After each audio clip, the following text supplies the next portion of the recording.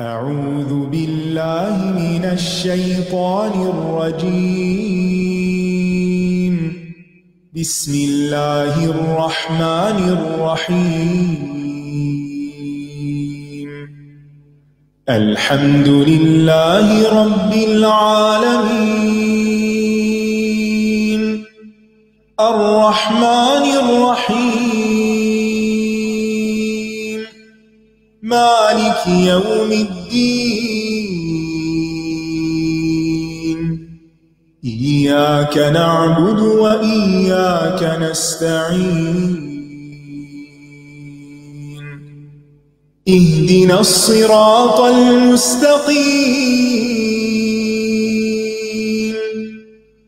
صراط الذين أنعمت عليهم غير المغضوب عليهم ولا الضالين.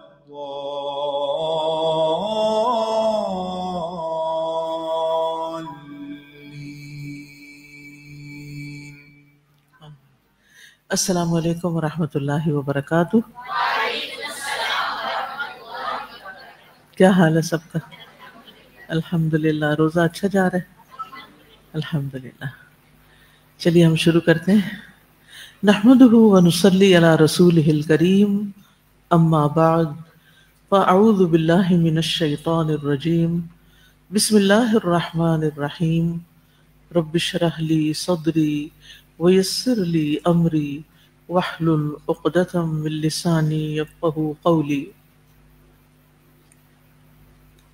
ہم پڑھ رہے ہیں فقہ القلوب، پیج نمبر 754 سے آج شروع کریں گے.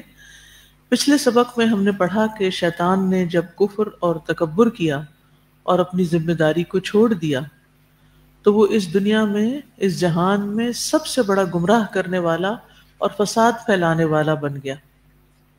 لہذا وہ اس بات کا مستحق قرار پایا کہ اس کو اللہ کی بارگاہ سے نکال دیا جائے، راندہ درگاہ ہو گیا، اللہ کی رحمت سے دور کر دیا گیا، اس پر لعنت کر دی گئی، اس کو دردناک عذاب کا مستحق ٹھہرا دیا گیا. تو اس سے کیا پتہ چلتا ہے کہ انسانوں میں سے بھی جو اپنی ذمہ داری کو چھوڑ دے گا، شیطان کی پیروی کرے گا، شیطان کی بات مانے گا، تو پھر وہ گمراہ ہو جائے گا. اور اگر گمراہ ہو گیا تو پھر جہاں اس کا انجام ہوگا اس کے پیروکاروں کا بھی وہی ہوگا. پھر ہم نے یہ بھی پڑھا کہ ہماری زندگی میں دین اسی مقدار پہ آتا ہے، ہمیں دین کا اتنا ہی حصہ ملتا ہے جتنا ہم دین کے لیے جان، مال، خواہشات، اوقات، اوطان یعنی وطن کی قربانی دیتے ہیں. یعنی آخرت میں اجر و ثواب کتنا ملے گا؟ جتنی آپ کی یہاں قربانی ہوگی اسی کے مطابق. قربانی کس کس چیز کی؟ جان سے مراد ضروری نہیں کہ صرف جان دے دینا پوری، اس سے مراد اپنا آپ اللہ کے کام میں گھلانا، مال، خواہشات، اوقات، اوطان. بس ہم دین کی خاطر دنیا کو کیا کریں گے؟ دین کی خاطر، آخرت کی خاطر دنیا قربان کریں گے. ان میں سے ہر چیز میں قربانی کرنے کو تیار ہو جائے گے. نیک اعمال کی خاطر بھی خواہشات کی قربانی دینی پڑتی ہے. مثلا آپ آج روزے سے ہیں تو آپ کس چیز کی قربانی دے رہے ہیں؟ اپنے آپ کو روک رکھا ہے کھانے پینے سے، دیگر خواہشات سے. اسی طرح نیند کی بھی قربانی دینی پڑتی ہے. اسی طرح اور بھی بہت سی چیزوں کی، کبھی مال کی دینی پڑتی. یہاں تک پہنچنے کے لیے ظاہر آپ مال خرچ کر کے آئے، مفت میں تو نہیں پہنچ گئے، تو مال بھی خرچ کرنا پڑتا ہے. جمعہ پڑھنے کی نیت سے آپ آئے ہیں، کلاس اٹینڈ کرنے کی نیت سے آئے ہیں، تو اپنے وقت کی بھی قربانی دی ہے. وہ وقت جو آپ نے اپنے کسی ذاتی کام میں لگانا تھا، وہ اس کی بجائے آپ یہاں پر اللہ کے دین کو سیکھنے کے لیے، اللہ کی عبادت کے لیے آئے ہیں. تو اب جنہوں نے یہ قربانی کی ہے وہ اور جنہوں نے نہیں کی وہ برابر نہیں ہو سکتے. ہاں اگر جنہوں نے نہیں کی وہ اس وقت میں کوئی اور قربانی کر کے کچھ اور اللہ کی عبادت کا یا دین کی خدمت کا کام کر رہے ہیں تو وہ بھی اجر میں شریک ہو جائیں گے. لیکن بغیر قربانی کیے صرف خواہشات پہ جینا، صرف من موجی کی زندگی بسر کرنا، یہ کافی نہیں. پھر وہ کہتے ہیں کہ اللہ ہم سے اتنا ہی راضی ہوتا ہے جتنا ہم اپنی زندگی میں دین کو مضبوط کرتے ہیں. اور جب ہم موت اور آخرت کے بارے میں غور کرتے ہیں اور ہم جنت کی نعمتوں اور آخرت کے عذاب کو یاد کرتے ہیں، تب ہمارے لیے دنیا کی قربانی دینا آسان ہو جاتا ہے. کوئی بھی چیز، اب بلیو می، قیمتی سے قیمتی چیز، پیاری سے پیاری چیز دینا کچھ مشکل نہیں ہوتا جب آپ کو یہ یقین ہوتا ہے کہ اس نے مجھے واپس کئی گنا بڑھا کے مل جانا ہے، یعنی بڑھ کے ملے گی، ملٹی پلائی ہو کے واپس آئے گا. آج چھوٹی سی صبح ہی ایسے انسیڈنٹ ہوا. میں اپنی، کیونکہ آج تھوڑی سی چھٹی کا سا دن تھا تو میں نے سوچا چلے تھوڑی اپنی چیزیں ٹھیک کرتی ہوں. تو اس میں سے ایک شہد کی بوتل نکلی تو میں نے ماریا سے کہا کہ یہ کس کو دیں؟ تو کہتی آپ کو پتہ ہے یہ فلاں آپ کے لیے لایا تھا اور اس نے اس کے بڑے فائدے بتائے تھے. میں نے کہا ہاں. تو فکر کی کیا بات ہے، اس لیے کہ آگے سب کچھ مل جانا ہے، آگے تو نہریں ملنی ہے، تو پھر یہ تو کچھ بھی نہیں. یعنی اگر یہ یقین ہے اللہ کے وعدوں پر تو کوئی چیز بھی دینی، چاہے وہ کتنی قیمتی ہو، اس میں کتنے آپ کے فائدے ہوں، کچھ بھی ذرا بھی مشکل نہیں پھر رہتا. لیکن اگر آخرت نہیں ہے تو پھر انسان ضرور سوچتا ہے کہ اچھا کیا پتہ کل پھر مجھے ضرورت پڑ جائے، ایسا تو پتہ نہیں کبھی کوئی ملے گا کہ نہیں ملے گا. اس میں بھی ایک ہوپلیسنس ہے نا کہ اللہ کے وعدوں پہ یقین نہیں، اللہ دینے والا ہے. یعنی اگر یقین ہے نا کہ اللہ آپ کو آپ کے دیے سے بہتر اور کئی گنا دنیا میں بھی بڑھا کے دیتا ہے. من جاء بالحسنۃ فلہ عشر امثالھا، یہ نہیں کہا کہ عشر درجات یا ثواب، عشر امثالھا یعنی وہ آپ کو ہو سکتا ہے عشر امثال دنیا میں ہی مل جائے. تو یہ جب تک ہمارے اندر آخرت پر ایمان اور آخرت کا شوق نہیں لگے گا نا تو ہماری دنیا کی اصلاح نہیں ہو سکتی، ہمارے اندر کی گھٹن اور بخل اور تنگی دور نہیں ہو سکتی. اور جب وہ نہیں دور ہوتی اور شرح صدر نہیں ہوتا تو سکون نہیں ہوتا. یہ ساری چیزیں ایک دوسرے سے کنیکٹڈ ہوتی ہیں. تو وہ کہتے ہیں کہ جب ہمیں موت اور آخرت یاد ہوتی ہے نا تو ہمارے لیے دنیا کی قربانی دینا آسان ہو جاتا ہے اور اللہ کے احکامات پر عمل کرنا اور ان کو باقی سب کی باتوں پر مقدم رکھنا آسان ہو جاتا ہے. یعنی بہت سے لوگوں کے مطالبات ہوتے ہیں نا، یہ کر لیں وہ کر لیں، مشورے ہوتے ہیں، لیکن جب آپ کو اپنی آخرت یاد ہوتی ہے تو پھر آپ کو اللہ کی بات زیادہ امپورٹنٹ لگتی ہے کہ نہیں پہلے میں اس کو پورا کروں گا. تو آج ہم پڑھیں گے پیج 754 سے یہ پیراگراف. وطالب اللہ والدار الآخرۃ لا يستقیم له سیرہ وطلبہ الا بحبسین. اللہ اور آخرت کے گھر کے طلبگار کا سفر، اللہ کا طلبگار اور آخرت کے گھر کا طلبگار، اس کا یہ سفر یعنی اللہ کی طرف جانے کا اور آخرت کی طرف جانے کا، اور اس کی یہ طلب درست نہیں ہوتی مگر دو پابندیوں کے ساتھ. وہ کیا ہے؟ الاول، نمبر 1، حبس قلبہ فی طلبہ ومطلوبہ بذکر اللہ وطاعتہ وفعل الواجبات والمندوبات التي يحبها اللہ. پہلا یہ کہ وہ اپنے دل کو محبوس کر لے. حبس کہتا ہے نا کسی چیز کو روک لینا، قید کر لینا.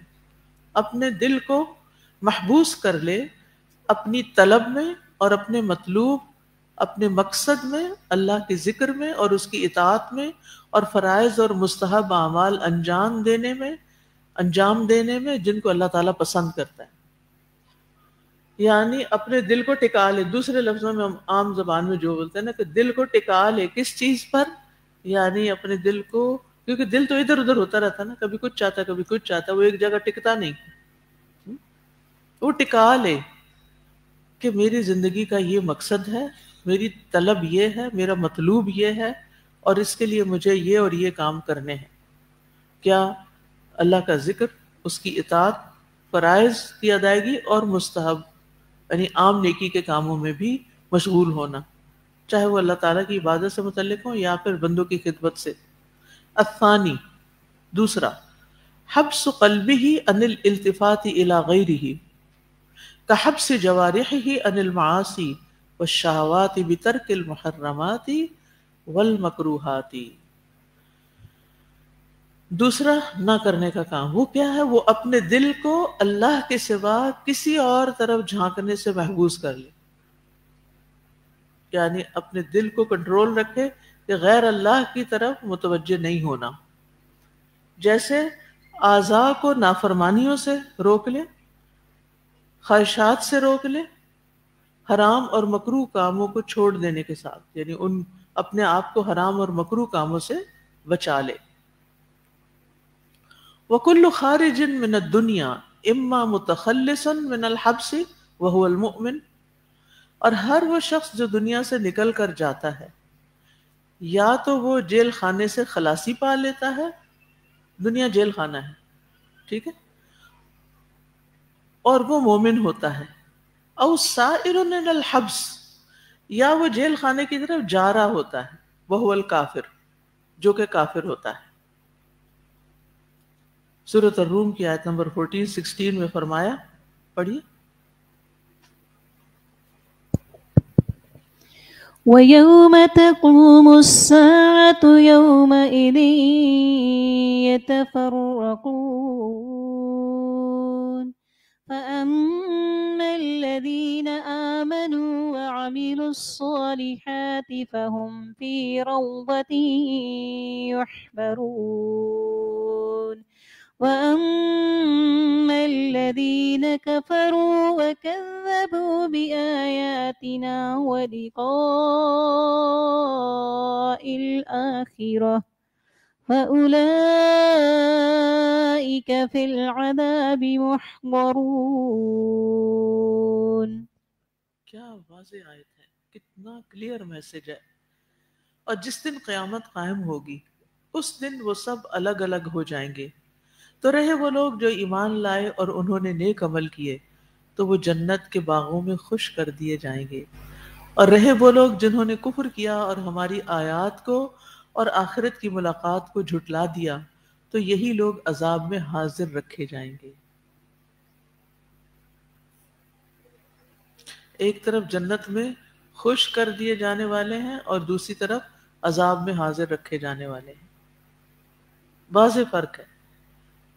ایک دنیا کے قید خانے سے نکل کے جا رہا ہے جنت کے باغوں کی طرف، اور دوسرا دنیا کی جنت سے نکل کے جا رہا ہے جہنم کی طرف.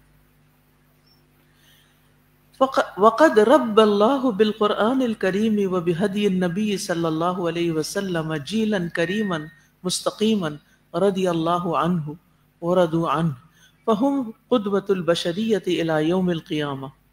اور اللہ نے قرآن کریم کے اور نبی صلی اللہ علیہ وسلم کی سیرت کے ذریعے ایک بہت ہی بہترین معزز نسل کو تربیت دی جو کہ سیدھے راستے پر چلنے والی تھی. اللہ اس نسل سے راضی ہو گیا اور وہ اللہ سے راضی ہو گئے، تو وہ لوگ قیامت کے دن تک آنے والے انسانوں کے لیے نمونہ ہیں، یعنی صحابہ کرام. صحابہ کی تربیت دو چیزوں سے ہی، قرآن کریم سے اور نبی صلی اللہ علیہ وسلم کی سیرت سے.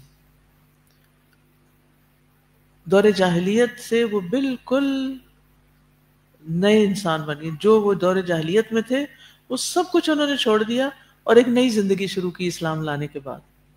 دوبارہ زندہ ہوئے، بورن اگین، اور زندگی کا ایک نیا مقصد اور ایک نیا رخ اختیار کیا. لہٰذا اللہ ان سے راضی ہو گیا کیونکہ انہوں نے اللہ کی خاطر وہ چیزیں چھوڑ دی جو اللہ تعالیٰ کو پسند نہ تھی. لہٰذا ہمارے لیے وہ نمونہ ہے. جب ہم کہتے ہیں نا اہدنا الصراط المستقیم صراط الذین انعمت علیہم، تو اس سے مراد یہی لوگ ہوتے ہیں. انہم خیر القرون، وہ تمام زمانے کے لوگوں میں بہترین ہے، دنیا کے بہترین لوگ. وخیر جیل عرفتہ الارض، اور ایک بہترین نسل ہے جس سے زمین متعارف ہوئی. انہ عالم یصدر عن اللہ، یہ ایسے جہان کے لوگ ہیں جو اللہ کو سمجھ کر نکلتے ہیں. وَيَتَّجِهُ إِلَى اللَّهِ، اور اللہ کی طرف اپنا رخ کرتے ہیں. وَيَلِيقُ أَن يَنْتَسِبَ إِلَى اللَّهِ، اور اس لائق ہے کہ ان کو اللہ کی طرف منسوب کیا جائے، عباد الرحمن کہلائیں، عباد اللہ کہلائیں. یعنی زمین نے نئی ہی طرح کے لوگ دیکھے جنہوں نے اللہ کو پہچانا اور اللہ کی طرف اپنا رخ کر لیا، لہٰذا وہ اس کے حقدار ہیں کہ ان کو اللہ سے منسوب کیا جائے کہ یہ اللہ والے ہیں، اولیاء اللہ ہیں. عالم عالی الصفاتی، یہ ایسی دنیا کے لوگ ہیں جن کی صفات بلند ہیں. نقی القلب، جن کے دل پاک ہیں. طیب المشاعر، جن کے جذبات پاکیزہ ہیں، عمدہ ہیں. عف اللسان، جن کی زبان پاک ہے، عفیف، عفت سے پاکیزہ. عف السریرت، جن کا باطن پاک. سریرہ کا لفظ ہے نا سر سے، اندر کے نہیں چھپا ہوا جو. لہو ادب مع اللہ، وہ اللہ کے ساتھ ادب اختیار کرتے ہیں. اللہ اکبر. یہ سب سے پہلی صفت، وہ اللہ کو پہچانتے ہیں تو اللہ کے ساتھ ایک ادب کا رشتہ ہے، تعظیم کا رشتہ ہے. وہ ادب مع رسول اللہ، اور وہ رسول اللہ صلی اللہ علیہ وسلم کا ادب بھی جانتے ہیں. وہ ادب مع نفسہ، اور اپنی ذات کے ساتھ ادب کو اپناتے ہیں. مینر فل لوگ ہوتے ہیں، کیریکٹر کے اعلیٰ لوگ ہوتے ہیں. ادب فی حواجز قلبہ، اور وہ اپنے دل کے خیالات میں ادب سے کام لیتے ہیں.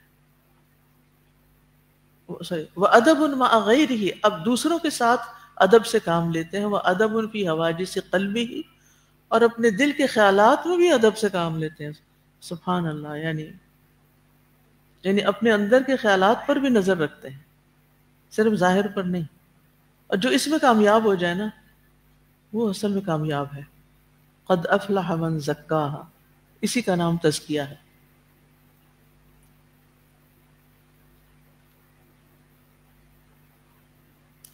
وفی حرکات جوارحہ، اور اپنے اعضاء کی حرکت میں. وعباد الرحمن الذین یمشون علی الارض ہونا، تو وہ ان کے اعضاء کی حرکت ہے نا، چلنے میں سارا جسم حرکت کرتا ہے، سارے اعضاء حرکت کرتے ہیں. تو اس لیے اللہ تعالیٰ نے ان کے یہ نہیں کہا کہ ہاتھوں کی حرکت ایسی ہوتی ہے یا سر کی ایسے ہوتی ہے، بس ایک حرکت بتائی ان کے اعضاء کی جو پورے جسم کو کور کرتی، پوری شخصیت کی عکاس ہے کہ وہ چلتے کیسے ہیں، ان کی چال کیسے ہوتی ہے. لہٰذا ہم سب کو اپنی چال پر فوکس کرنا چاہیے. یعنی ان کی چال میں ایک شرافت ہوتی ہے. لہو شرائعہ المنظمۃ لاوداعہ، ان کے پاس ایسے شرعی احکام ہیں جو ان کے حالات کو منظم کرتے ہیں، ان کی زندگی کو ڈسپلن کرتے ہیں. وَلَهُ أَحْكَامٌ تَضْبِطُ اسْتِقْرَارَهُ، اور ایسے احکامات ہیں جو اس کے رہنے والوں کو، یعنی زمین میں رہنے والوں کو منظم کرتے ہیں. وَتُكَفِّلُ صِيَانَتَهُ، اور ان کی حفاظت کی ضمانت دیتے ہیں. یعنی زمین پر بھی ایک بھلے مانس انسان کی طرح رہتے ہیں.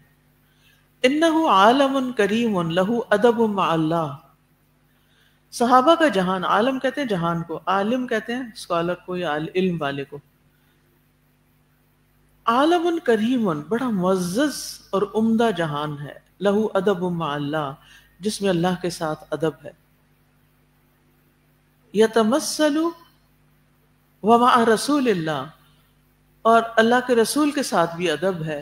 ھذا الادب فی ادراک حدود العبد امام الرب، اور یہ ادب عملی شکل میں ڈھلتا ہے کہ بندہ رب کے سامنے اپنی حدود کو جان لیتا ہے کہ میری لمٹس کیا ہیں.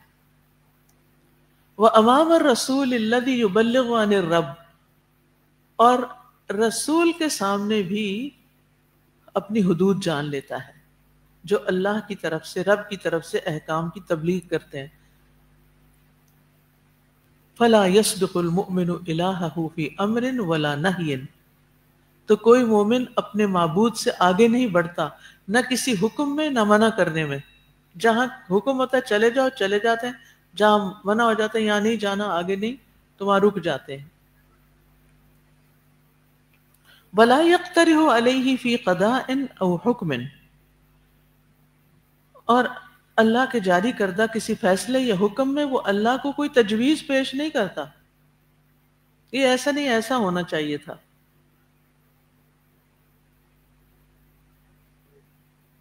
بلکہ کیا کرتا ہے، وَلَا يَجْعَلُ لِنَفْسِهِ إِرَادَةً، اور وہ اپنے لیے کوئی ارادہ نہیں رکھتا، یعنی اپنی مرضیاں نہیں کرتا، کیونکہ وہ رب تعالیٰ کو اپنا خالق اور مالک سمجھتا ہے اور خود اس کے سامنے عاجز بندے کی حیثیت سے رہتا ہے. لہٰذا وہ کوئی سجیشن یا اقتراحات ہوتا ہے، یعنی کہ نئی نئی باتیں، نئے آئیڈیاز لانا اور نئی باتیں کرنا یا سجیشنز دینا. او رأیا مع خالقہ تقوی منہ وخشیۃ وحیاء وادبا، اور نہ وہ اپنے خالق کے ساتھ اپنی کوئی رائے رکھتا ہے، کیوں؟ اس سے تقوی کرتے ہوئے اور خشیت اور ادب کو ملحوظ رکھتے ہوئے. یعنی اللہ تعالیٰ کا ادب ان کے دل میں ہوتا ہے، تقوی ہوتا ہے، حیا ہوتی ہے، خشیت ہوتی ہے، اور اس لیے وہ اللہ کے سامنے نہ اعتراض کرتے ہیں، نہ بولتے ہیں نہیں کہ اے رب تو نے کیوں ایسے کیا، ایسا کچھ نہیں کہتے. نہ کوئی ناراض ہوتے ہیں، نہ ہی بدگمانی کرتے ہیں اپنے رب سے، اور نہ ہی اس کے کسی فیصلے کو چیلنج کرتے ہیں کہ تو مثلا کسی کا بچہ فوت ہے، تو نے میرے بچے کو کیوں لے لیا. نہیں، ہرگز نہیں، راضی برضا. یہ ہے ادب اللہ کے ساتھ. اس کی اور بھی تفصیل ہے، لیکن اتنا. نیکسٹ پیج پہ جانے سے پہلے اگر آپ کچھ کہنا چاہیں تو جی. خوشبو. استاذہ ویسے ہوتا نا، جیسے ہم لوگ اکثر باؤنڈریز پہ بہت بات کرتے ہیں، باؤنڈریز اور اپنی باؤنڈریز میں یہ باؤنڈری کوئی کراس نہ کرے، اور ہر وقت یعنی سکھایا بھی جاتا ہے، جو کہ اچھی بات بھی ہے. مگر میں سوچ رہی تھی کہ اللہ تعالیٰ کی باؤنڈریز کا ہم اپنے طور پہ اگر میں سوچوں تو کہ ہم کتنا خیال رکھتے ہیں، کیونکہ یہ جو اوپر مینرز بتائے جا رہے ہیں صحابہ کی، یہ تو لائک لگتا ہے 24/7 پہ ہے نا. یعنی یہ نہیں کہ پک اینڈ چوز کہ جب میں الہدا ہوں تو میں یہ سرٹن مینرز فالو کروں، جب میں گھر جاؤں تو سرٹن مینرز، ابو کے گھر جاؤں تو سرٹن مینرز. تو مجھے لگتا ہے اس سے یہ 24/7 کا ایک لائف اسٹائل چینج ہو جاتا ہے انسان، ان سائڈ آؤٹ اپروچ ہے ہر جگہ ایک جیسا. بالکل بالکل. جی ہمارا جی ادھر دیجیے رائٹ سائڈ پہ.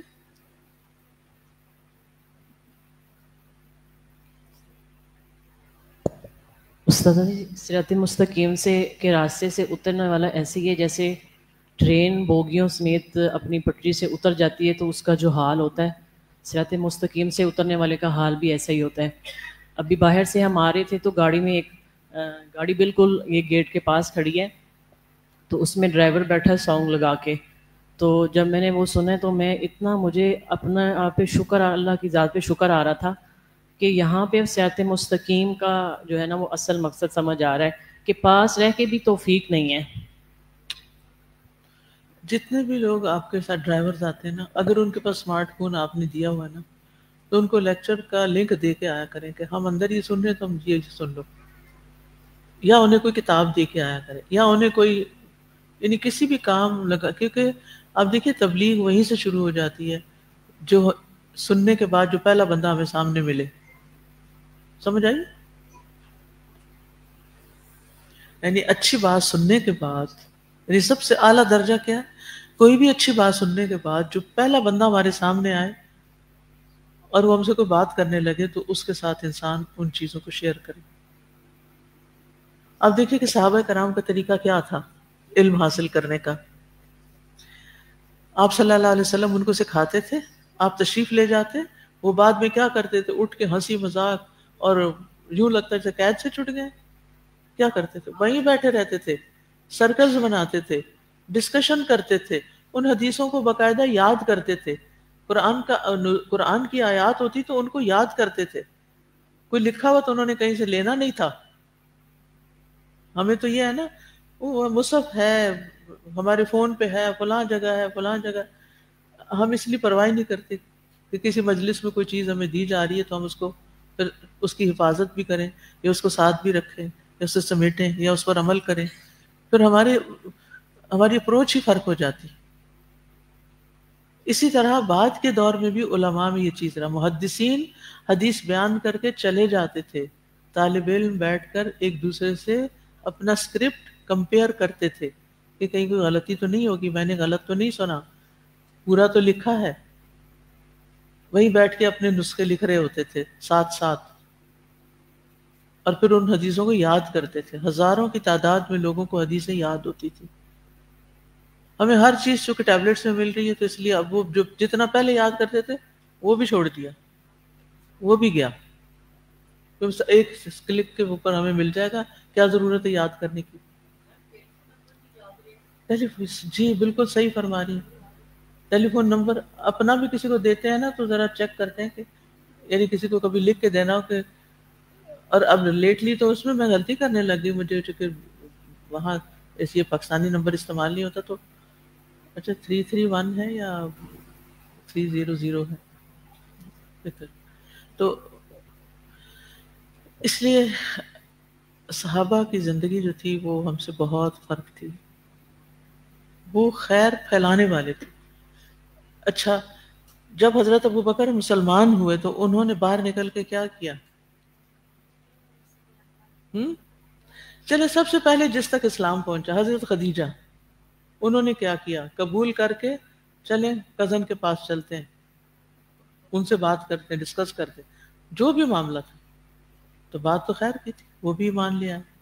حضرت ابوبکر سے آگے کچھ اور لوگ اسلام لے آئے تو وہ لے کے بیٹھ نہیں گئے. حضرت ابوبکر نے کتنی مار کھائی تھی صرف قرآن کی تلاوت کرنے پر. ہم میں سے تو کبھی کسی نے کوئی مار نہیں کھائی ایسی، نہ کہ چھوٹی سی بات نہیں کسی کی برداشت ہوتی، مار کیا کھانی ہم نے. تو اس لیے نا ہمیں تھوڑا سا اپنے ایمان اور یقین پہ کام کرنے کی ضرورت ہے کہ جو کچھ ہم لے کے چل رہے ہیں نا یہ معمولی چیز نہیں، یہ آسمان سے آئی ہوئی ہے، یہ زمین کی چیز نہیں ہے، یہ بڑی قابل قدر ہے اور اس کی قدر کرنی ہے ہمیں. نیکسٹ پیج ہے فلا یقول فی امر قبل قول اللہ وقول رسولہ فی. تو وہ کسی بھی معاملے میں اللہ کی بات سے اور اس کے رسول کی بات سے پہلے کوئی بات نہیں کرتا، اپنی رائے نہیں رکھتا سامنے. وذالک ادب نفسی مع اللہ ورسولہ، اور یہ اللہ اور اس کے رسول کے ساتھ ایک ذاتی ادب ہوتا ہے. وہو منہج فی التلقی والتنفیذ، اور یہ علوم کو سیکھنے اور ان پر عمل درآمد کرنے میں ایک دستور یا طریقہ ہے. ہوا اصل من اصول التشریع والعمل، اور یہ شرعی قوانین کو لاگو کرنے اور ان پر عمل کرنے کے اصولوں میں سے ایک اصول ہے. وہوا منبثق من تقوی اللہ، اور یہ اصول اللہ کے تقوی سے پھوٹتا ہے. النابعۃ من الشعور بان اللہ سمیع علیم، جو انسان کے شعور سے پیدا ہوتا ہے کہ اللہ تعالی، یعنی یہ احساس کہ اللہ سننے اور جاننے والا ہے. وَكَذَلِكَ أَدَبُ الْمُؤْمِنِينَ مَعَ رَبِّهِمْ وَمَعَ رَسُولِهِمْ، اسی طرح مومنوں کا اپنے رب اور اپنے رسول کے ساتھ ادب کا معاملہ کرنا ہے.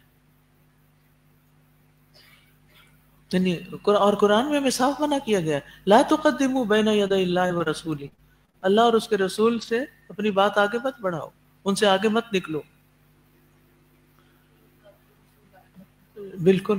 فلا یقترح منہم مقترح علی اللہ ورسولہ، تو ان میں سے کوئی بھی انسان اللہ اور اس کے رسول کے سامنے اپنی رائے زنی نہیں کرتا. ولا یدلی منہم احد برأی لم یطلب منہ ان یدلی بہ، اور ان میں سے کوئی اپنی رائے پیش نہیں کرتا جس سے یہ طلب نہ کیا گیا ہو کہ وہ اپنی رائے پیش کرے.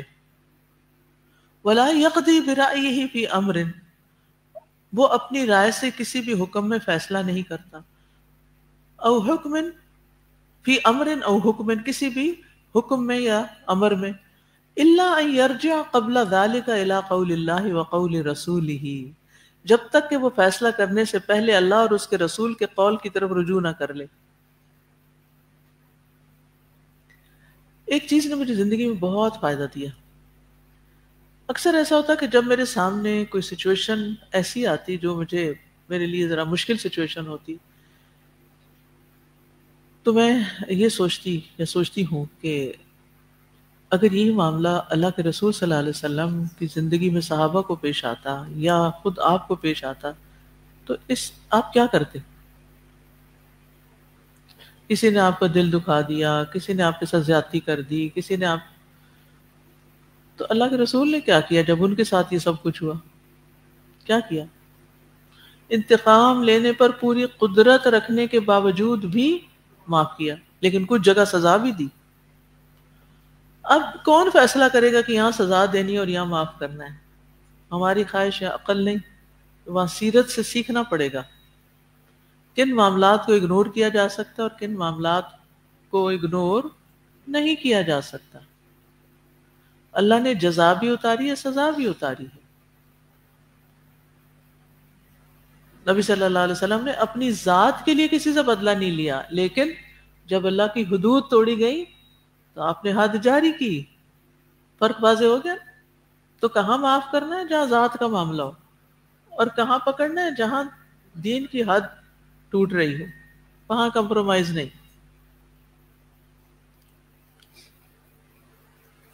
حتی کان رسول اللہ صلی اللہ علیہ وسلم یسألہم اما یعلمونہ قطعا فی حجۃ الوداع، حتیٰ کہ رسول اللہ صلی اللہ علیہ وسلم جب حجۃ الوداع میں ان سے ایسی باتیں پوچھتے جو وہ یقینی طور پر جانتے ہوتے تھے، فَيَتَحَرَّجُونَ أَن يُجِيبُوا إِلَّا بِقَوْلِهِمْ اللَّهُ وَرَسُولُهُ أَعْلَمُ، تو وہ اس کو بھی گناہ سمجھتے تھے کہ وہ رسول اللہ کو جواب دیں، مگر وہ صرف یہی کہتے اللہ اور اس کا رسول زیادہ جانتے ہیں۔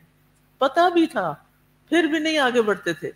خشیۃ ان یکون فی قولہم تقدم بین یدی اللہ ورسولہ صلی اللہ علیہ وسلم، اس ڈر سے کہ کہیں ان کی بات میں اللہ اور اس کے رسول سے آگے بڑھنے کی کوئی بات نہ ہو جائے۔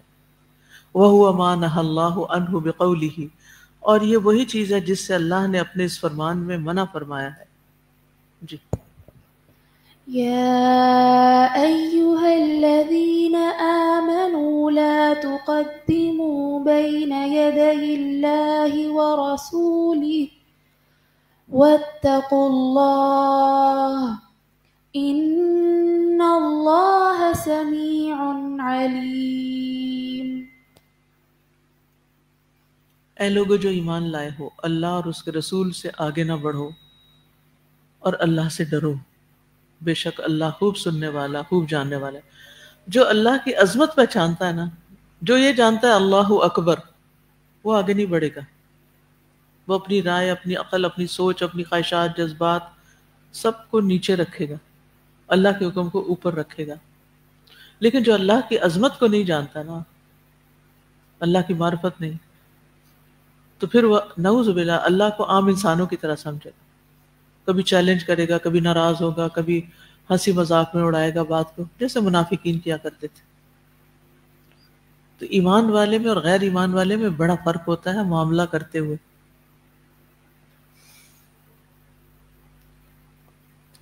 وعن نفیع ابن الحارث ان النبی صلی اللہ علیہ وسلم سأل یوم النحر فقال اتدرون ای یوم هذا؟ قلنا اللہ ورسولہ عالم حتی ظننا انہ سیسمیہ سوى اسمہ فقال الیس بیوم النحر؟ قلنا بلا یا رسول اللہ۔ قال فأی شہر ھذا؟ قلنا اللہ ورسولہ عالم۔ قال الیس بذی الحجہ؟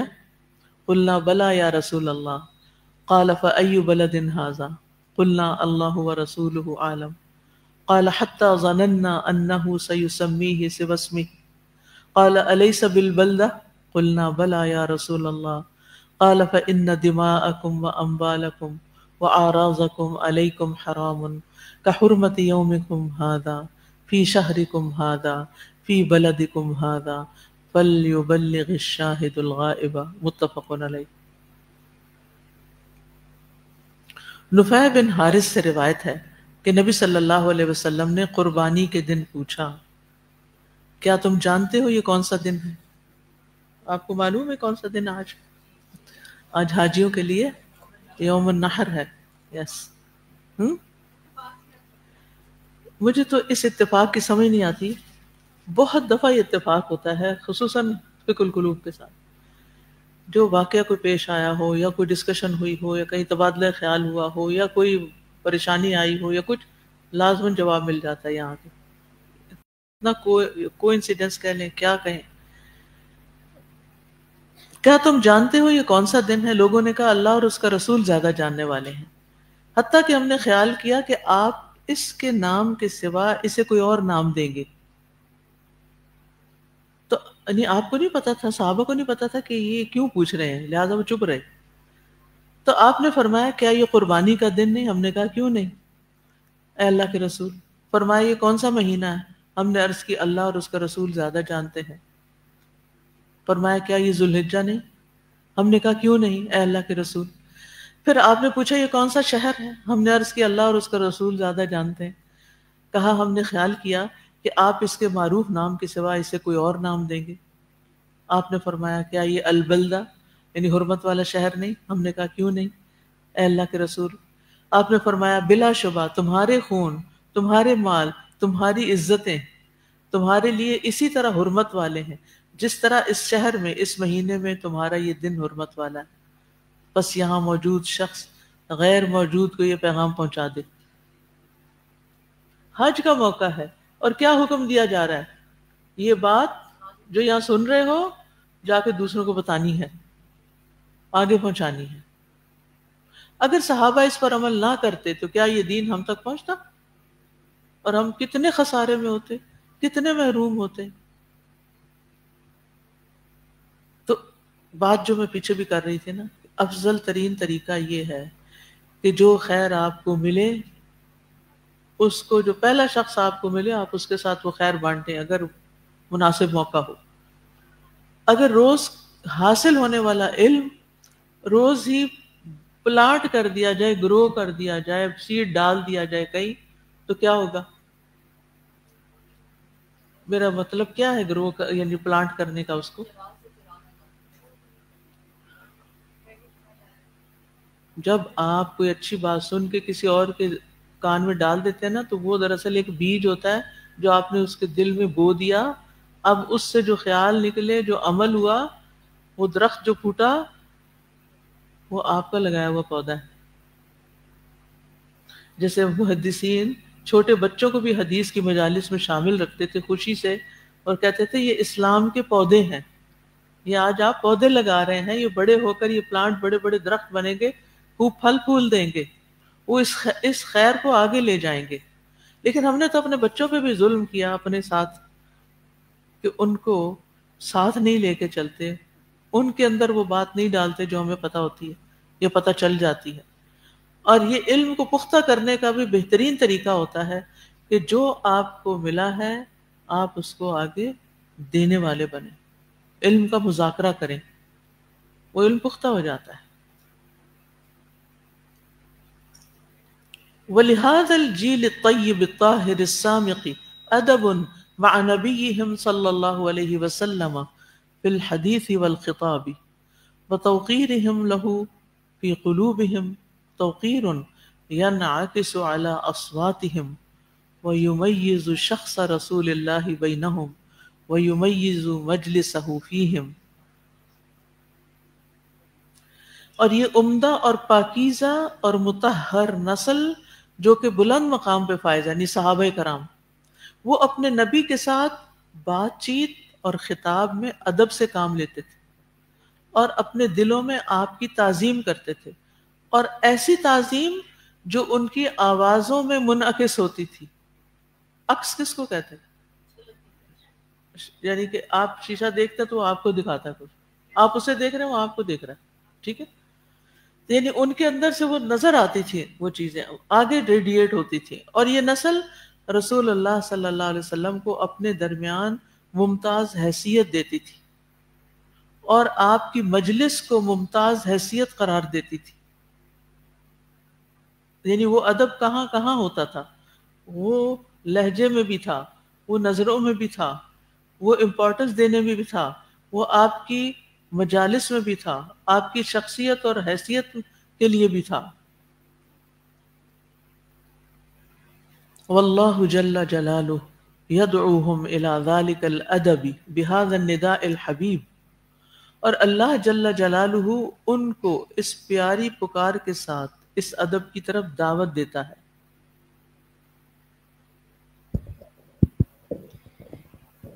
یا ایھا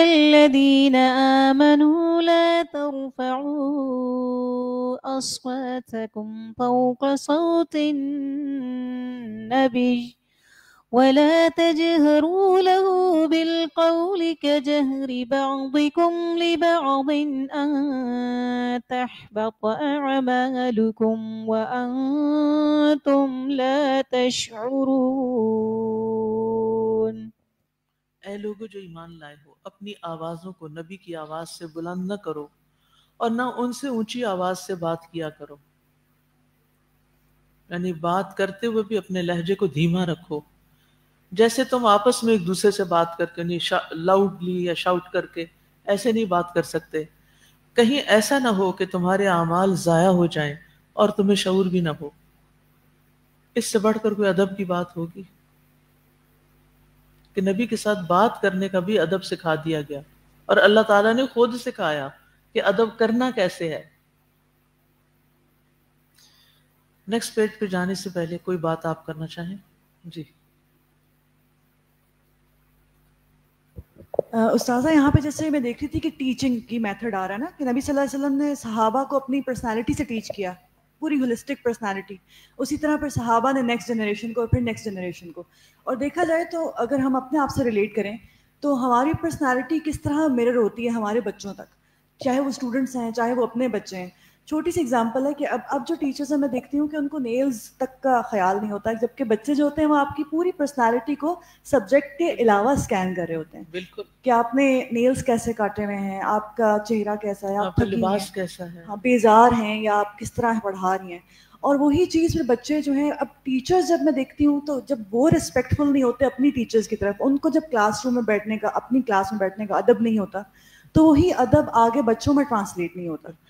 اس لیے بہت ضروری ہے کہ ہم اس ادب کا آغاز ان آیات سے کریں کہ اللہ تعالیٰ نے کس طرح نبی صلی اللہ علیہ وسلم کا ادب سکھایا صحابہ کو، اور پھر صحابہ آگے، اور پھر تابعین، تابع تابعین. امام مالک حدیث کی مجلس میں کتنی دفعہ بچھو کاٹتا ہے اور وہ سی نہیں کرتے. یہ ادب ٹرانسفر ہوا.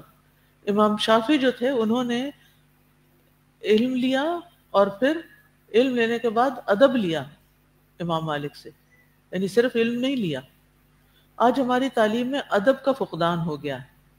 ٹیچر کو نام سے پکارا جا رہا ہے اور جیسے چاہیں ان سے سلوک کریں، جو جی چاہیں کریں، کوئی پرواہ نہیں. اسی لیے پھر وہ علم، وہ ادب زندگیوں میں نہیں آیا. اچھا، اس کا نتیجہ اور نقصان کیا ہوا؟ آپ دیکھیں ان بچوں کا اگلی لائف میں جن سے بھی معاملہ ہوتا ہے وہ کیسا معاملہ ہوتا ہے. جی آپ استاذہ، با ادب با نصیب یہ جو آتا ہے نا، تو صحابہ کرام ماشاءاللہ اللہ تعالیٰ نے ان سے کتنا کام لیا دین کا جب انہوں نے ادب کیا. تو اسی طرح ادب سیکھنے اللہ نے سکھایا، اور یہ سکھانے والی چیز ہے، یعنی آگے بھی سکھانا چاہیے. بالکل. اور میں سمجھتی ہوں کہ ہم سے پہلی جنریشن میں ادب یہ تھا. اب میرے والد جب ہمیں قرآن سنتے تھے ہمارا، تو ہمیں قرآن کا صفحہ ایسے نہیں پلٹنے دیتے تھے.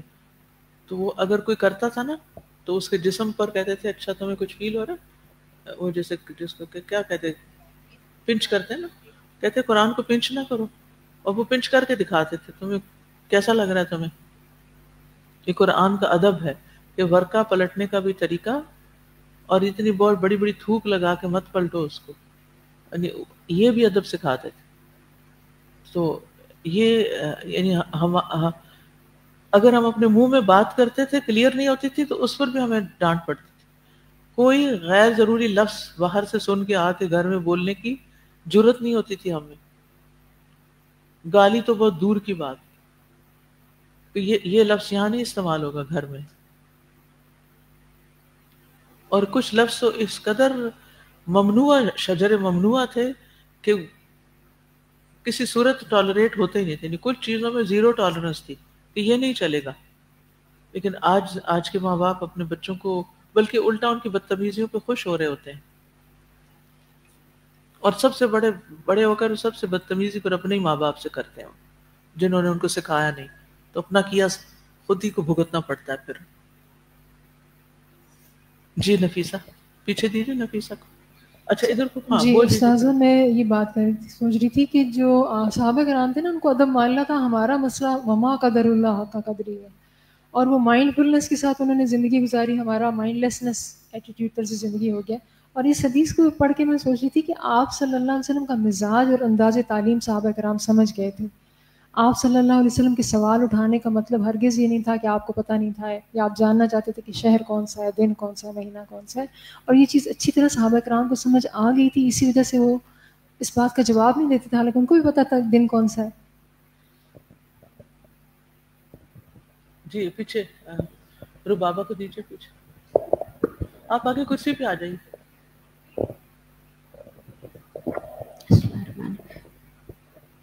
میں سوچ رہی ہوں کہ اس میں مینرز سکھائے جا رہے ہیں، ایک ایک مینر سکھایا جا رہا ہے، اور مینر کی ابتدا جو ہے جیسے اللہ رسول سے ہوئی تو ٹیچر سے ہوئی، یعنی ہمارے اس میں آ کے نا جب تک ٹیچر کا ادب اور احترام نہیں ہوگا نا تو یہ چیز نہیں. اور یہ اتنے امپورٹنٹ ایک ایک چیز ہے نا کہ میں کہتی ہوں اس کو لکھ کرنا ہم اپنے الوداع میں، خاص طور پہ میرا تو دل ہے ہاسٹل کے مختلف جگہوں پہ لگائیں یہ مینرز کو. بالکل، کہ بات کرنے کا ادب کیا ہے، اور معاملہ کرنے کا، اور اختلاف کرنے کا، رائے دینے کا طریقہ کیا ہونا چاہیے. یہ چھوٹی چھوٹی چیزیں سکھانے کی لائف سکلز ہیں. استاذہ جی میں یہ بھی کہنا چاہ رہی تھی کہ پہلے درجے پر اللہ سبحانہ و تعالیٰ کا ادب وہ ہوگا تو پھر باقی تمام آداب آئیں گے. بالکل، اللہ کا ادب، رسول اللہ صلی اللہ علیہ وسلم کا، پھر اللہ کے کلام کا ادب، اور اللہ کی کتاب کے ادب میں یہ بھی بات شامل ہے نا کہ ہم قرآن پڑھ رہے ہوں تو پیج کو پلٹ پلٹ کر نہ دیکھیں کہ کب پارہ مکمل ہوگا، یہ بھی بات اس میں شامل ہے. بالکل. آپ دیکھیے کہ چونکہ جس معاشرے کے اندر اللہ اور رسول کا ادب نہیں ہوتا نا تو وہاں کسی کو بھی نہیں ہوتا. لوگ اپنے مہربانوں کو، مخلصین کو پہچانتے ہی نہیں. یہی وجہ کہ آپ دیکھیے کہ ہمارے معاشرے میں جو ہمارے لیڈرز ہیں وہ اچھے ہیں یا نہیں، لیکن کوئی ادب احترام والی بات ہی نہیں. یعنی اور کچھ نہیں تو ایک بڑے ہونے کا ہی جو ادب ہوتا ہے نا، کہ بڑوں کا بھی ادب ہوتا ہے، والدین کا، یا عمر میں جو ہم سے بڑے ہوں یا مرتبے میں بڑے ہوں. آپ نے فرمایا نا اذا جاءکم کریم قوم فاکرموہ، جب تمہارے سامنے کسی قوم کا معزز شخص آئے تو تم بھی اس کو عزت دو. اس کا ایک پروٹوکول ہوتا ہے.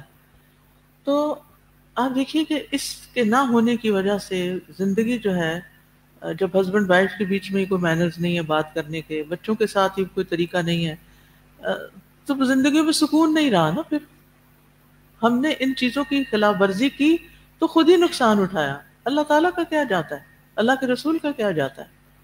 ہماری زندگیوں میں مشکلات پیدا ہو گئی، ہمارے تعلقات خراب ہو گئے، اور ہم وہ نہ کر سکے، اتنے پروڈکٹیو نہ رہے، وہ نہ کر سکے جو ہمیں کرنا چاہیے تھا. اور اس میں آپ دیکھیے کہ مجھے یاد پڑتا ہے کہ اپنے والد سے یا کسی سے، بہرحال میں نے جب میں نے دین کا کام شروع کیا تو مخالفت شروع ہوئی اور کوئی جھوٹے الزامات لگے. تو میں نے جب میرا خیال اپنے والد سے ہی بات کی تو کہتے ہیں کہ اس بات کی کیوں فکر کرتی ہو؟ اس لیے کہ لوگوں نے تو اللہ اور اس کے رسول کو نہیں چھوڑا، تو ہم کون ہیں؟ اگر ہمارے بارے میں کوئی ایسی بات کرتا ہے تو کوئی فرق نہیں پڑتا، اس کی پرواہ نہ کرو. اور جب تک انسان ان چیزوں سے اوپر نہیں اٹھتا نا تو کوئی بڑا کام کر نہیں سکتا. ان سب چیزوں کو اگنور کرنا پڑتا ہے. لیکن اصل کہنے کا مطلب یہ ہے کہ جس معاشرے کے اندر اللہ اور اس کے رسول کا ادب نہیں ہے تو وہ پھر معاشرہ بے ادب معاشرہ، بے نصیب ہے. پھر جی استاذہ جی، ہمارا ایک گروپ ہے اسلامی پلس کے نام سے نا، تو اس میں یہ شیئر کیا ہوا تھا آپ ہی کے لیکچر سے کہ جو حضرت موسیٰ علیہ السلام کے سامنے جو جادوگر آئے نا، انہوں نے حضرت موسیٰ علیہ السلام سے بڑے ادب سے بات کی کہ موسیٰ آپ پھینکیں گے، ہم پھینکیں. تو حضرت موسیٰ کہتے ہیں کہ آپ پھینکیے. تو کہتے ہیں کہ میں وہی سن کے بالکل بہت حیران ہوئی، اور میں نے پھر دیکھا بھی کہ ان کو اللہ تعالیٰ نے جو ہدایت دی وہ اس ادب سے بات کرنے کی وجہ سے ان کو ہدایت دی، جادوگروں کو با نصیب. اچھا دوسرا جی استاد جی، دوسرا یہ کہ وہ جو آپ کہہ رہے ہیں نا کہ نبی صلی اللہ علیہ وسلم کسی کو معاف کر دیا، کسی کو سزا بھی دی، تو جو معاشرتی برائیاں ہیں اس پر تو سزا دی جاتی ہے، جیسا کہ اللہ کی حدود کو توڑنے پہ حضرت نبی صلی اللہ علیہ وسلم کے بعد حضرت ابو بکر صدیق نے کہا جو زکوٰۃ نہیں دے گا، جنہوں نے کہا تھا کہ جی ہم زکوٰۃ نہیں دیں گے، نبی تو انتقال کر گئے، تو انہوں نے کہا نہیں میں ان سے جنگ کروں گا. ٹھیک ہے، تو وہ بالکل جی نفیس لے لیجیے.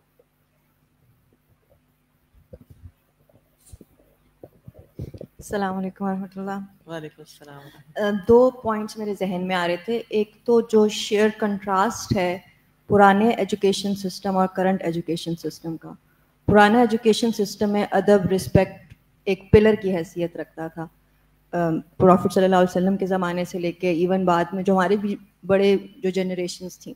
اور آج کل کا جو کرنٹ ایجوکیشن سسٹم ہے اس میں ادب ایکچولی لک ڈاؤن کیا جاتا ہے. وہ سیلف ایکسپریشن کے خلاف ہے. وہ آپ کی باؤنڈری کو جو ہے نا آپ اپنے آپ کو سپریس کر رہے ہیں, آپ اپنے آپ کو ایکسپریس نہیں کر رہے, آپ اپنے خیالات کو الفاظ نہیں دے رہے ہیں, یا آپ کسی اور کو اتنی آزادی دے رہے ہیں کہ وہ آپ کی رائے کو جو ہے وہ دبا رہا ہے. اور اس وجہ سے مجھے لگتا ہے کہ آج کل کے ایجوکیٹرز بھی کنفیوز ہیں کہ آیا ہم ادب کروا سکتے ہیں کہ نہیں کروا سکتے ہیں. یہ ادب جو ہے وہ سیلف ایکسپریشن کے خلاف تو نہیں ہے, کہیں ان کی فریڈم آف ایکسپریشن کو تو نہیں ایکسپلائٹ کر رہے ہیں. نمبر 2 پوائنٹ یہ کہ ایک تو ادب سکھانا, ہمیں اللہ کا ادب اور پروفیٹ صلی اللہ علیہ وسلم کا ادب صحابہ کو سکھایا گیا ہے. دوسری طرف ایک چیز ہے جس میں ہم ادب کا تقاضا خود اپنی ذات کے لیے کر رہے ہوتے ہیں. مجھے لگتا ہے جب ہم اپنی ذات کے لیے ادب مانگتے ہیں تو اصل میں ہم اپنی ادب خود بے ادبی ہی کر رہے ہوتے ہیں. بالکل اپنی ذات کے لیے ادب نہیں مانگنا چاہیے. ادب سکھانا تو چاہیے لیکن اس لیے نہیں سکھانا چاہیے کہ لوگ میرا ادب کریں. جی آگے دیجیے یہاں سامنے. جی مائک کھولیے. استاذہ میں یہ سوچ رہی تھی کہ صحابہ کو یہ ادب سکھایا گیا تھا کہ نبی صلی اللہ علیہ وسلم سے جب آپ بات کریں تو آہستگی سے کریں. تو اگر ہم اس چیز کو اپنے پہ امپلیمنٹ کریں تو قرآن ہے, قرآن کا ادب آ جاتا ہے, کیونکہ اس میں اللہ کا بھی ادب ہے. ہم قرآن کو جس طریقے سے ڈیل کریں گے وہ ادب اللہ کا بھی ہے اور اس کے رسول کا بھی ہے. تو قرآن سے جو محبت ہے نا, کیونکہ جی اور اسی طرح حدیث کے بارے میں تو ادب پہلا کرینہ ہے محبت کے کرینوں میں. بالکل محبت کا دعویٰ تو سبھی کرتے ہیں لیکن کیا اس میں ادب ہے؟ استاد جی یہ حدیث پڑھ کے میں نوٹ کر رہی تھی سن کے کہ آپ صلی اللہ علیہ وسلم کا طریقہ دیکھیں کتنا خوبصورت ہے, اور الفاظ کا چناؤ دیکھیں کسی کو اپنی طرف متوجہ کرنے کے لیے کہ کیا آپ کو پتہ ہے, سکھانے کے لیے. اور یہ ہمارا یہ جو الفاظ کا چناؤ یہ درست ہوتا ہے. ہم کسی کو متوجہ کرنے کی بجائے اس کو بیزار کر دیتے ہیں. اور دوسری بات یہ ہے کہ آپ صلی اللہ علیہ وسلم کا جو حکم تھا یا تبلیغ کا انداز تھا وہ سب سے پہلے اپنے گھر والوں سے سٹارٹ تھا. تو ہم اپنے آس پاس اور اپنی فیملی میں سب سے پہلے دیکھیں کہ آیا ان کی نمازیں درست ہیں. سدا میرے کولیگ میرے اپنے بہت ہی قریبی, لیکن ان کے ساتھ کبھی ایسا اتفاق نہیں ہوا کہ نماز اکٹھی پڑھی جائے. اس دفعہ ایسا ہوا کہ جب انہوں نے نماز سٹارٹ کی, عصر کی نماز کا ٹائم تھا, تو میں نے ان سے کہا کہ آپ کو پتہ ہے کہ نماز عصر کا ٹائم ہو گیا ہے؟ تو وہ کہتے ہیں نہیں ابھی تو نہیں ہوا. میں نے کہا نہیں ہو گیا, آپ نماز پڑھیں. الحمدللہ کہ وہ انہوں نے قائل ہو گئے, وضو کیا, نماز سٹارٹ کی. تو ان کی نماز کا طریقہ جیسے ہی میں نے دیکھا استادہ تو مجھے مطلب بہت ہی افسوس ہوا. اور میں نے پھر جتنا ہو سکے وہ میرے پاس ویڈیو تھیں اور بخاری کا وہ جو بھی مجھے ریفرنس یاد تھا وہ ان کو بتایا. الحمدللہ پھر مجھے ہفتے بعد فیڈ بیک ملا کہ انہوں نے اسی طریقے کو اپنایا. الحمدللہ اس میں دیکھیں ہم اس کو بھی بہت لائٹ لیتے ہیں, حالانکہ اللہ کے سامنے جانے کا بھی ایک ادب ہے کہ ہمارے رکوع سجود درست ہوں. اور اگر ہم ٹکرے مار رہے ہیں تو یہ ادب کے خلاف ہے. جی آپ کچھ کہنا چاہ رہے ہیں کہیے, پھر میں آگے چلوں. استاذہ جی یہ جو ادب پہ بات ہو رہی ہے نا, تو اب ہم اس چیز کو بڑا لائٹ لیتے ہیں. اور مجھے اچھی طرح یاد ہے کہ ہم جب ہوتے تھے اسکول گوئنگ تو ٹیچر کے آگے سے نہیں گزرنا, ابو کے جوتے نہیں پہننے, چیئر پہ نہیں بیٹھنا ٹیچر کی. لیکن اب یہ چیز نہیں ہے. تو اس میں قصور جو ہے والدین کا اور پھر اساتذہ کا بھی ہے کہ ہم اب علم برائے علم تو دے رہے ہیں لیکن علم کے ساتھ جو ہے وہ تربیت نہیں آ رہی ہے. اسٹوڈنٹ کا یہ کہا جاتا ہے, اور والدین اس لیے نہیں ٹوکتے کہ بچہ جو ہے وہ کانفیڈنس لوز کر جائے گا, اور ٹیچرس کی اتنی پھر پاور نہیں ان کو دی جاتی کہ وہ اسٹوڈنٹس کو کچھ کہہ سکیں کہ ایسا ہے اور ایسا نہیں ہے. تو یہی بات ہے کہ چاہے ہم اسلامک انسٹیٹیوٹس دیکھ لیں یا اسکولس دیکھ لیں, دونوں جگہ پہ یہ چیز اب بہت عام ہو گئی ہے کہ ٹیچرس کا کوئی ادب یا علم کا, ایون کہ حدیث کی کلاس میں بیٹھ کے حتیٰ کہ کتاب کا, قرآن کا, تحریروں کا. ایک وقت تھا کہ مسلمان پہچانے جاتے تھے علم کے ادب کی وجہ سے. فلپ ہٹی کی کتاب ہے ہسٹری آف عربس, بہت مشہور کتاب ہے اور بڑی اچھی، میرے پاس پرسنل اپنی ہوتی تھی.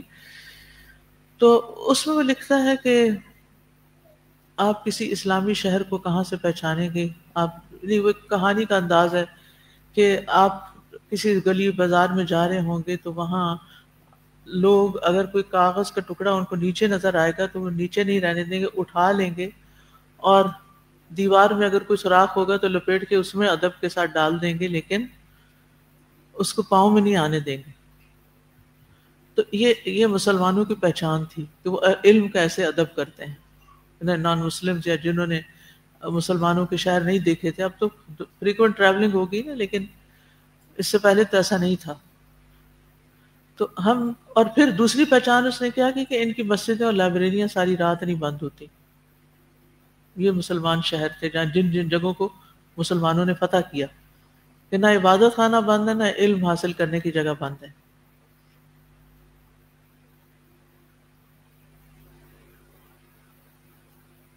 استاذہ، علم چاہے دنیا کا ہو یا دین کا، ادب دونوں کا ہی ہوتا ہے.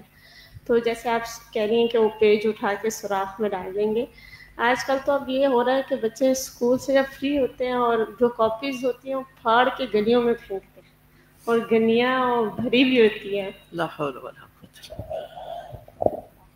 بس تھوڑا سا اس بات کو مکمل کرتے ہیں آگے تک.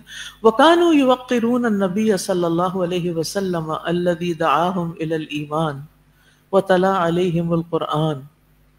وہ نبی صلی اللہ علیہ وسلم کی تعظیم بجا لاتے تھے جنہوں نے انہیں ایمان کی طرف دعوت دی اور ان پر قرآن کی تلاوت کی. وَجَمَعَهُمْ عَلَى الْهُدَى، اور ان کو ہدایت پر جمع کیا. فَكَانُوا مَعَهُ فِي غَايَةِ الْأَدَبِ خَشْيَةً أَن تَحْبَطَ أَعْمَالُهُمْ وَهُمْ لَا يَشْعُرُونَ. تو وہ آپ کے ساتھ انتہائی ادب کے ساتھ پیش آتے تھے، اس ڈر سے کہ کہیں ان کے اعمال ضائع نہ ہو جائیں اور ان کو پتہ بھی نہ چلے. وَقَدْ نَبَّهَ اللَّهُ بِتَقْوَاهُمْ وَغَضَّهُمْ أَصْوَاتَهُمْ عِنْدَ رَسُولِ اللَّهِ بِقَوْلِهِ. اللہ نے ان کے تقوی کو اور رسول اللہ کے پاس اپنی آوازوں کو پست کرنے کو شہرت دی، نوّہا، اور اپنے اس فرمان کے ساتھ. جی. إن الذين يغضون أصواتهم عند رسول الله أولئك الذين امتحن الله قلوبهم للتقوى لهم مغفرة وأجر عظيم. بے شک جو لوگ اپنی آوازوں کو اللہ کے رسول کے سامنے پست رکھتے ہیں، یہی وہ لوگ ہیں جن کے دلوں کو اللہ نے تقوی کے لیے آزما لیا ہے، ان کے لیے بخشش اور بہت بڑا اجر ہے. وقد وعى المسلمون هذا الادب الرفیع، اور مسلمانوں نے اس بلند ادب کو خوب یاد رکھا. وتجاوزوا به شخص رسول اللہ صلی اللہ علیہ وسلم الى كل عالم، اور اس ادب کے ساتھ رسول اللہ صلی اللہ علیہ وسلم کی ذات کو انہوں نے ہر علم والے کی بنسبت مقدم کیا. یعنی جتنے بھی دنیا میں علماء ہیں، نبی صلی اللہ علیہ وسلم ان سے بڑھ کر ہیں. لا یزعجونہ حتی یخرج الیہم، وہ آپ کو بے آرام نہیں کرتے تھے یہاں تک کہ آپ خود نکل کر ان کے پاس آتے. ولا یقتحمون علیہ حتی یدعوہم، اور وہ اچانک ان کے پاس داخل نہیں ہوتے تھے جب تک کہ آپ خود ان کو نہ بلاتے. فالنداء الاول لتقریر جہت القیادت و مصدر التلقی، پس پہلی پکار قیادت کے رخ کو ثابت کرنے اور علم کے سیکھنے کے منبع کو ثابت کرنے کے لیے ہے. ٹھیک ہے، یعنی یا ایھا الذین آمنوا لا تقدموا والی بات جو ہے یہ قیادت کا رخ ثابت کر رہی ہے، اور علم کہاں سے لیا جائے گا اس کا سورس بتا رہی ہے. والنداء الثانی لتقریر ما ينبغي من ادب للقیادت وتوقیر، اور دوسری پکار یہ جو یا ایھا الذین آمنوا لا ترفعوا اصواتکم ہے، اس ادب کو ظاہر کرنے کے لیے ہے جو قیادت اور تعظیم کے لیے چاہیے، جو قیادت کے لیے لازم ہے. وَهَذَا وَذَاكَ هُمَا الْأَسَاسُ لِكَافَّةِ التَّوْجِيهَاتِ وَالتَّشْرِيعَاتِ، یہ اور وہ یہ دونوں پکاریں تمام توجیحات اور تشریعات کی بنیاد ہے. فلا بد من وضوح المصدر الذي يتلقى عنه المؤمنون، تو ضروری ہے کہ وہ مصدر اور مقام واضح ہو جس سے مومن علم حاصل کریں اور علم اور احکام حاصل کریں.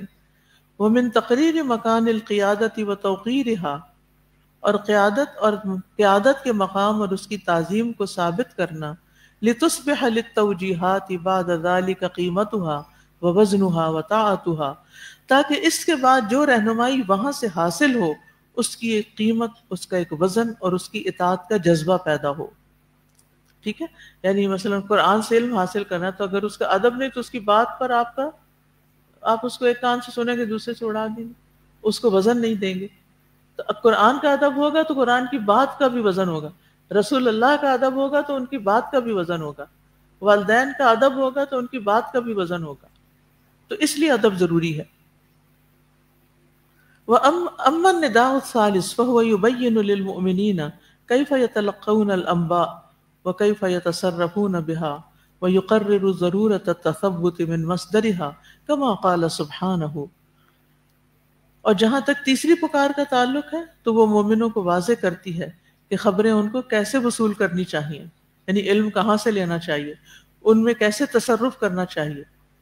اور تیسری ندا اس بات کو فیصلہ کن بناتی ہے کہ خبر جہاں سے آئی ہے اس کی تحقیق کرنا ضروری ہے، جیسا کہ اللہ سبحانہ وتعالیٰ نے فرمایا. آپ دیکھیں ویسٹ میں تو اب ریسرچ کے جو اصول ضابطے قاعدے بنائے گئے ہیں کہ اوریجنل سورس، پرائمری سورس اور فرسٹ ہینڈ ایکسپیرینس، اور لیکن یہ سب کچھ اللہ نے ہمیں کتاب میں ہی سکھا دیا، قرآن میں سکھا دیا. فرمایا یا ایھا الذین آمنوا ان جاءکم فاسق بنبأ فتبينوا أن تصيبوا قوما بجهالة فتصبحوا على ما فعلتم نادمين. اے لوگوں جو ایمان لائے ہو، اگر کوئی فاسق تمہارے پاس کوئی خبر لائے تو خوب تحقیق کر لیا کرو، کہیں ایسا نہ ہو کہ تم نادانی سے کسی قوم کو تکلیف پہنچا بیٹھو پھر اپنے کیے پہ نادم ہو جاؤ. فلا بد من التثبت من خبر الفاسق، لہذا فاسق کی خبر کی تحقیق کرنا ضروری ہے. اما المؤمن الصالح فیؤخذ بخبرہ، لیکن نیک مومن کی خبر کو لے لیا جائے گا. لأن هذا هو الاصل في الجماعة المؤمنة، کیونکہ مومنوں کی جماعت میں یہی اصول ہے. اما الشک فی جمیع المصادر، مگر جہاں سے خبریں پہنچی ہوں ان تمام مقامات اور تمام خبروں کے بارے میں شک کرنا، وفی جمیع الاخبار، سب خبروں کے بارے میں، فهو مخالف لاصل الثقة المفروض بین الجماعة المؤمنة، تو یہ اس بھروسے کی بنیاد کی مخالف ہے جو اعتماد مومن جماعت کے اندر فرض کیا گیا ہے کہ وہ ٹرسٹ وردی ہوتے ہیں. وہ معطل لسیر الحیات وتنظیمها فی الجماعت، اگر اس میں شک کیا جائے تو یہ زندگی کے سفر کو معطل کر دے گا اور جماعت میں اس کے منظم کرنے کو بیکار کر دے گا. یعنی اگر ہر ایک پہ شک شروع کر دیں اور کسی کی بات کا بھی کوئی وزن نہ دیا جائے تو پھر کیا ہوگا؟ پھر تو کچھ کر ہی نہیں سکتا انسان. لہذا اصول کیا ہے کہ مومنوں کی بات، جو نیک لوگ ہیں ظاہراً ان کی بات لی جائے گی، ان کی بات پہ ٹرسٹ کیا جائے گا. ورنہ اگر ہر وقت ہر بات کے پیچھے دلیل اور ریفرنس مانگنے لگے تو انسان پھر کچھ کر نہیں پائے گا، کام معطل ہو جائے گا، چیزیں ڈیلے میں چلی جائیں گی اور منظم بھی نہیں ہو سکے گا. تو آج کے لیے اتنا ہی کافی ہے کیونکہ اذان ہونے والی ہے جمعہ کی. تو انشاءاللہ زندگی رہے تو نیکسٹ ویک ملاقات ہوگی. سبحانک اللہم و بحمدک، اشہد ان لا الہ الا انت، استغفرک و اتوب الیک. السلام علیکم ورحمۃ اللہ وبرکاتہ. اللهم صل على محمد وعلى آل محمد كما صليت على إبراهيم وعلى آل إبراهيم